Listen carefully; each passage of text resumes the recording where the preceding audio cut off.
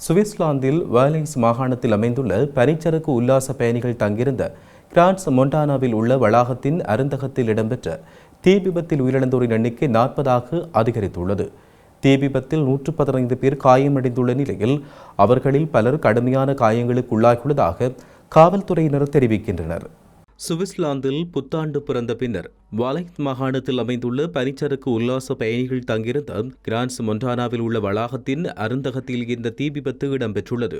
சம்பவம் தொடர்பில் விசாரணை நடத்தும் அதிகாரிகள் தீ விபத்திற்கான எந்த காரணத்தையும் உறுதிப்படுத்தவில்லை. ஆனால் பயங்கரவாத தாக்குதல் நடத்தப்படவில்லை என்பதை உறுதிப்படுத்தியுள்ளனர். தீ விபத்தில் பல நாடுகளைச் சேர்ந்தவர்கள் உயிரிழந்துள்ள நிலையில் அவர்களின் உடல்களை விரைவாக அவர்களுடைய சொந்த இடங்களுக்கு அனுப்பி வைக்க நடவடிக்கை எடுக்கப்பட்டுள்ளது. இந்த சம்பவத்தில் 16 இத்தாலிய பிரஜைகள் காணாமற் போயுள்ளதாகவும் 12 முதல் 15 பேர் வரை மருத்துவமனையில் சிகிச்சை பெற்று வருவதாகவும் இத்தாலிய வெளியுறவு அமைச்சகம் தெரிவித்துள்ளது. பிரான்ஸ் வெளியுறவு அமைச்சகம் தமது நாட்டு பிரஜைகள் 8 பேரை காணவில்லை என்றும் இறந்தவர்களில் பிரெஞ்சு பிரஜைகள் இருப்பதை நிராகரிக்க முடியாதென்றும் கூறியுள்ளனர்.